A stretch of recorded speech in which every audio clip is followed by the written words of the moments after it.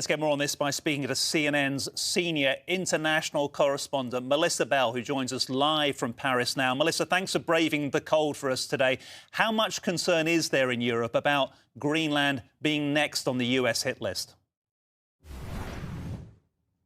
I mean, a great deal. What we've seen over the last few days, that renewed sense of confidence from the American president, the success of the operation in Venezuela, the saber rattling that we've heard, not just from the American president, but through the mouth of Stephen Miller over the course of the last 24 hours, has certainly got everyone's attention here in Europe. The timing of it, though, Alex, even as they'd achieved this meeting, not just of the coalition of the willing that have been meeting for 11 months now under the leadership of the British and the French, often here in Paris. For the first time, they had the American emissaries, Steve Witkoff, Jared Kushner, in person around the table, and they did not want this meeting derailed by the very thing that threatens NATO's cohesion, achieved at such a high cost and with such difficulty over the course of the last few years over Ukraine. And so you heard that statement that was issued just before the meeting started.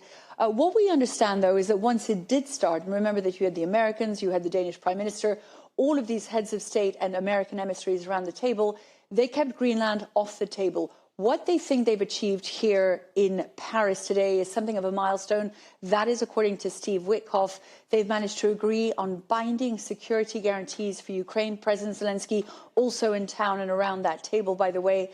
What shape that will take, we understand, will be a contact line with a monitoring process that would be under the leadership of the United States, a boots on the ground European force made up of British and French forces that would ensure that if a peace deal is found, security in Ukraine would be guaranteed. That is, that unlike the Minsk agreements that happened after the Crimean invasion of 2014, this time there would be these steadfast guarantees that would ensure that should there be a future Russian aggression, those British and French troops on the ground, guaranteed by the United States, would ensure that Ukraine remains safe. They've been trying for months now to get the United States to give what they describe as a backstop, these guarantees to any European deployment. What they believe they achieved here in Paris today is exactly that. The big question, even after this important milestone was reached today, what Moscow is going to say and how they're going to resolve these outstanding questions. So the Europeans, the Americans, the Ukrainians all agreed now on how they can ensure Ukrainian security. They now have to get Moscow to agree on two things that Moscow has not so far agreed on or in any way suggested it is prepared to move on. That is where the contact line should lie. The Russians had so far believed that that should include the whole of the Donbass. Ukrainians are remaining steadfast.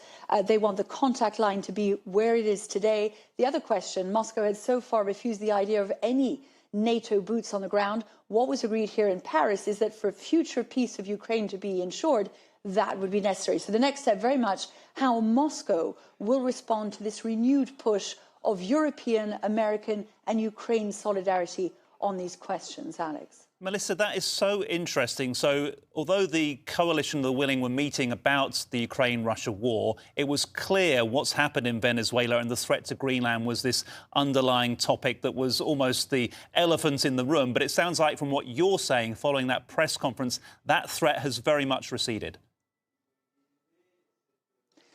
Well, it is still, I think, there, and the fact that they managed to keep it off the table and issue this declaration, an indication, I think, of how seriously they take it. We had a chance to speak to Mark Rutte, the head of NATO, the Secretary General, who told us, look, it was off the table. He believes that within the context of NATO, this can still be discussed, and the United States can be convinced through negotiation rather than through outright annexation to proceed with any demands it might have in terms of its security with regard to Greenland. But certainly, I think one of the most interesting things we've seen in the last few days is a relatively muted response from European leaders when it came to the events over the course of the weekend in Venezuela. We had expected, or in another moment, we might have expected a much harder condemnation of what Washington had done. It simply didn't happen. A lot of very soft declarations about the need to get rid of Nicolas Maduro followed instead. And I think that does have to be linked with the need of Europeans to get those security guarantees when it comes to Ukraine. When you look at this new world order, whether it is through the hemispheres, as the President of the United States keeps insisting,